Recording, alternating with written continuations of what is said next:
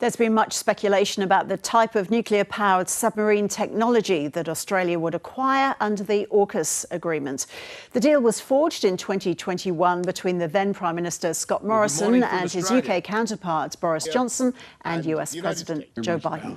Appreciate it. Our governments will now launch an 18-month consultation period to determine every element of this program, from workforce to training requirements, to production timelines, to safeguards and non-proliferation measures, and to nuclear stewardship and safety to ensure full compliance with each of our nation's commitments under the Nuclear Non-Proliferation Treaty.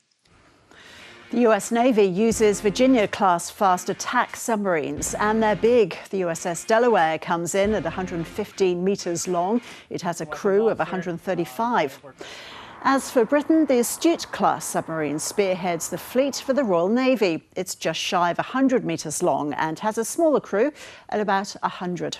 Both can carry torpedo-sized weapons, including Tomahawk cruise missiles. Australia is expected to use technology from both the US and UK, but it's going to take several years for the new subs to come online.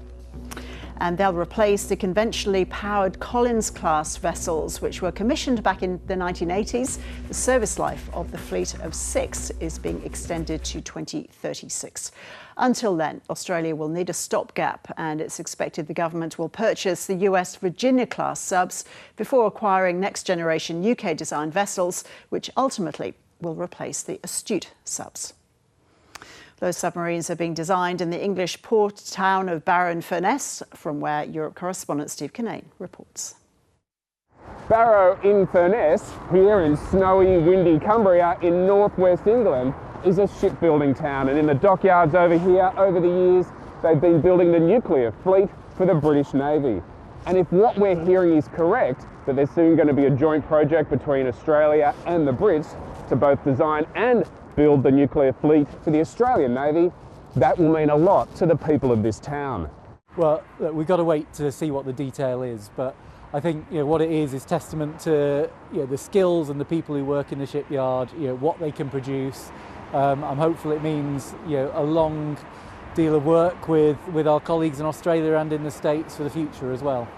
The deal is yet to be formalised though. That's going to happen in San Diego in the US on Monday, when President Biden, Prime Minister Sunak, Prime Minister Anthony Albanese are all getting together to formally announce this deal. So the secrets are coming out to a degree. We're hearing in the newspapers here in Britain that Rishi Sunak, the Prime Minister, was buzzing when he told ministers about the deal on Wednesday of this week, and that he was on the balls of his feet and smiling. That's what we're hearing here in the UK. If all of that is true, that will be great news for the people of this old shipbuilding town.